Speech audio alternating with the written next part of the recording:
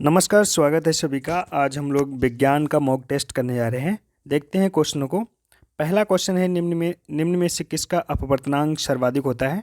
तो option A है पीला, ऑप्शन बी है बैंगनी और ऑप्शन सी है नीला और ऑप्शन डी है हरा। तो सभी को बताना है कौन सा ऑप्शन आपका राइट होगा। तो यहाँ पर आपका बी ऑप्शन राइट होता है। जो प्रकाश का अपवर्तनांक होता है सर्वाधिक, वो बैंगनी रंग में होता है। ठीक है, सबसे ज़्यादा अपवर्तनांक बैंगनी रंग में। ठीक है, दूसरा क्वेश्चन है, निम्न में से किस विद्युत चुम्बकीय तरंग की तरंगदैर्घ्य ज़्यादा होती है? तो ऑप्शन ए है परावैंगनी, ऑप्शन बी है अवरक्त और ऑप्शन सी है दृश्य प्रकाश और ऑप्शन डी है गामा किरणें। तो सभी को बताना है कौन सा ऑप्शन आपका राइट होगा। तो यहाँ पर आपका राइट आंसर होना चाहिए बी पार्ट आपका राइट होगा, अपरक्त होता है। ठीक है, अवरक्त। अगला प्रश्न है, प्रकाश की चाल सबसे पहले ज्ञात किस वैज्ञानिक ने की थी? तो ऑप्शन ए है एडिसन ने और ऑप्शन बी है रोमर के द्वारा और ऑप्शन सी है फैराडे ने और ऑप्शन डी है वेबर ने।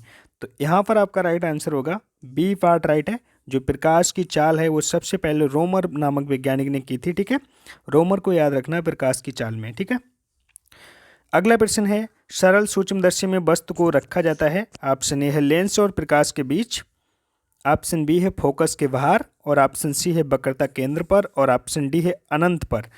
तो सभी को बताना है कौन सा ऑप्शन राइट होगा। यहाँ पर पहला ऑप्शन आपका राइट होता है, लेंस और प्रकाश के बीच सूक्ष्मदर्शी में वस्तु को रखते हैं। ठीक है, लेंस और प्रकाश के बीच में। अगला प्रश्न है, जब प्रकाश वायु से कांच में जाता है तो क्या होता है? ऑप्शन ए है तरंगदैर्घ्य बढ़ती है, ऑप्शन बी है तरंगदैर्घ्य घटती है और ऑप्शन सी है आवृत्ति बढ़ती है और ऑप्शन डी है कुछ नहीं होता। तो बताना है सभी को कौन सा ऑप्शन आपका राइट है। तो यहाँ पर जब प्रकाश वायु से कांच में जाएगा तो क्या होगा? तरंगदैर्घ्य घटेगी। ठीक है, तो यहाँ पर आपका बी ऑप्शन राइट होगा, तरंगदैर्घ्य घटती है।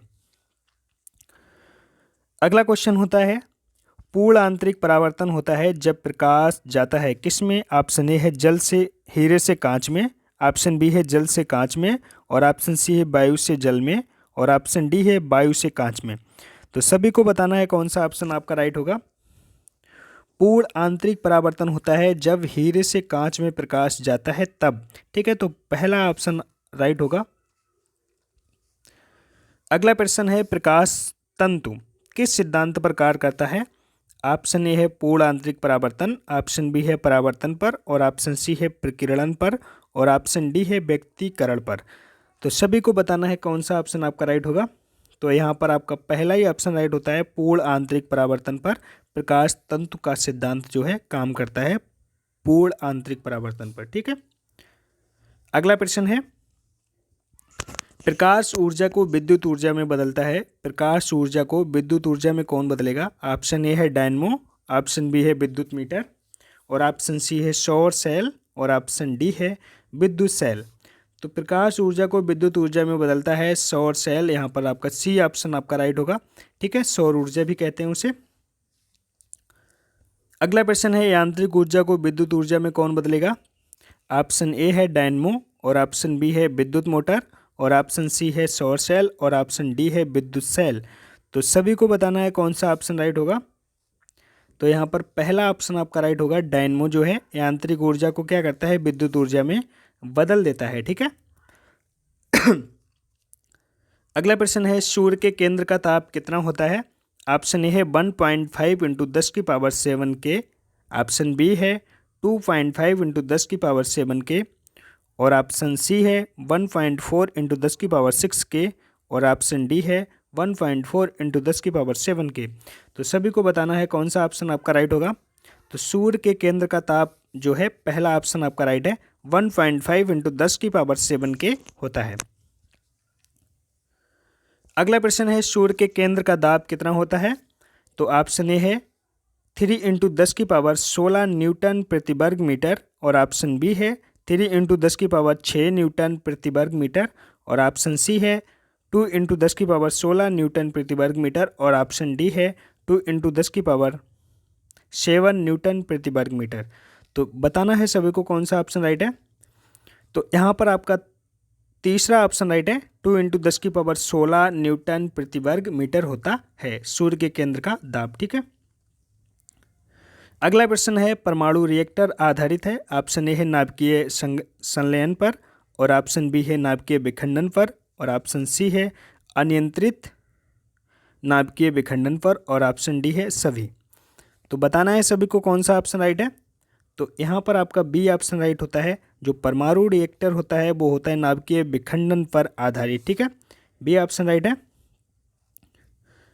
अगला प्रश्न है परमाणु बम किस पर आधारित होता है। परमाणु बम आधारित है। ऑप्शन ए है नाभिकीय संलयन पर, ऑप्शन बी है नियंत्रित नाभिकीय विखंडन पर, और ऑप्शन सी है अनियंत्रित नाभिकीय विखंडन पर, और ऑप्शन डी में है सभी। तो यहाँ पर आपका राइट आंसर होगा सी। जो परमाणु बम होता है वो अनियंत्रित नाभिकीय विखंडन पर आधारित होता है। अगला प्रश्न है हाइड्रोजन बम किस पर आधारित होता है। तो ऑप्शन ए है नाभिकीय विखंडन पर, ऑप्शन बी है नाभिकीय संलयन पर, और ऑप्शन सी है दोनों, और ऑप्शन डी है कोई नहीं। तो सभी को बताना है कौन सा ऑप्शन राइट होगा। तो यहाँ पर आपका बी ऑप्शन राइट होगा। नाभिकीय संलयन पर होता है हाइड्रोजन बम, ठीक है, आधारित होता है। अगला प्रश्न है सिलिकॉन तथा जर्मेनियम अर्धचालक होते हैं। ऑप्शन ए है एक एजेंसी है, ऑप्शन बी है त्रि एजेंसी, और ऑप्शन सी है 5 एजेंसी, और ऑप्शन डी है चतुर्थ एजेंसी। तो जो सिलिकॉन है और जर्मेनियम है वो चतुर्थ एजेंसी के मतलब अर्धचालक होते हैं, ठीक है। अगला क्वेश्चन है पॉजिट्रॉन की खोज किसने की थी। तो ऑप्शन ए है जे थॉमसन के द्वारा, ऑप्शन बी है जेम्स चैडविक के द्वारा, और ऑप्शन सी है एंडरसन के द्वारा, और ऑप्शन डी है रदरफोर्ड के द्वारा। तो सभी को बताना है कौन सा ऑप्शन आपका राइट है। तो सी पार्ट राइट होता है। एंडरसन के द्वारा पॉजिट्रॉन की खोज की गई थी, ठीक है। अगला प्रश्न है एक कूलाम कितने आवेश के बराबर होता है, ठीक है। ऑप्शन ए है 6.25 इंटू 10 की पावर 16 इलेक्ट्रॉन, ऑप्शन बी है 6.25 इंटू 10 की पावर 23 इलेक्ट्रॉन, और ऑप्शन सी है 6.25 इंटू 10 की पावर -18 इलेक्ट्रॉन, और ऑप्शन डी है 2.6525 इंटू 10 की पावर -23 इलेक्ट्रॉन। तो बताना है सभी को कौन सा ऑप्शन आपका राइट है। तो यहाँ पर पहला ही ऑप्शन राइट होता है 6.25 इंटू 10 की पावर 16 इलेक्ट्रॉन, ठीक है, एक कूलाम के आवेश के बराबर होता है। अगला प्रश्न है किसी तार की प्रतिरोधकता होती है वो किस पर निर्भर करती है। ऑप्शन ए है लंबाई पर, ऑप्शन बी है पदार्थ पर, और ऑप्शन सी है क्रॉस सेक्शन एरिया पर, और ऑप्शन डी है कोई नहीं। तो जो प्रतिरोधकता होती है किसी तार की वो पदार्थ के ऊपर निर्भर करती है, इसलिए आपका बी ऑप्शन राइट होता है। अगला क्वेश्चन 1 वाट घंटा बराबर होता है। तो ऑप्शन ए है 3.6 इंटू 10 की पावर 3 कैलोरी, और ऑप्शन बी है 3.6 इंटू 10 की पावर 3 जूल, और ऑप्शन सी है 4.2 जूल, और ऑप्शन डी है 1 HP। तो बताना है सभी को कौन सा ऑप्शन आपका राइट है। तो यहाँ पर आपका बी ऑप्शन राइट होता है 3.6 इंटू 10 की पावर 3 जूल, ठीक है। अगला प्रश्न है मैक संख्या का उपयोग किसकी चाल निर्धारण के लिए किया जाता है। ऑप्शन ए है प्रकाश, ऑप्शन बी है ध्वनि, और ऑप्शन सी है विमान, और ऑप्शन डी है कोई नहीं। तो जो मैक संख्या का उपयोग होता है, ठीक है, वो किसके लिए उपयोग करते हैं। यहाँ पर आपका विमान के लिए उपयोग होता है, ठीक है, सी ऑप्शन आपका राइट है। अगला प्रश्न है एक कार बैटरी प्रयुक्त विद्युत अपघट्य होता है। ऑप्शन ए है हाइड्रोक्लोरिक अम्ल, ऑप्शन बी है सल्फ्यूरिक अम्ल, और ऑप्शन सी है नाइट्रिक अम्ल, और ऑप्शन डी है आसुत अम्ल। तो बताना है सभी को कौन सा ऑप्शन राइट है। तो यहाँ पर सल्फ्यूरिक अम्ल होता है। बैटरी में प्रयुक्त होने वाला अपघट्य जो होता है वो सल्फ्यूरिक अम्ल होता है, ठीक है। अगला प्रश्न है स्पष्ट दर्शन की न्यूनतम दूरी होती है। ऑप्शन ए है 20 सेंटीमीटर, ऑप्शन सी बी है 30 सेंटीमीटर, ऑप्शन सी है 25 सेंटीमीटर, और ऑप्शन डी है 15 सेंटीमीटर। तो बताना है सभी को कौन सा ऑप्शन राइट है। तो यहाँ पर आपका राइट आंसर होगा 25 सेंटीमीटर, ठीक है। अगला प्रश्न है प्रकाश के तरंग सिद्धांत को किसने प्रतिपादित किया था।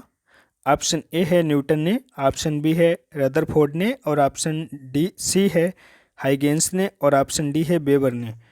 तो सभी को बताना है कौन सा ऑप्शन आपका राइट है। तो यहाँ पर आपका राइट आंसर होता है हाइगेंस के द्वारा प्रकाश के तरंग सिद्धांत को मतलब प्रतिपादित किया गया है, ठीक है। मिलते हैं अगली वीडियो में, तब तक आप लोग देखते रहिए, खुश रहिए। जय हिंद दोस्तों। अगर कोई गलती हो तो कमेंट में ज़रूर बता देना, ठीक है। जय हिंद दोस्तों।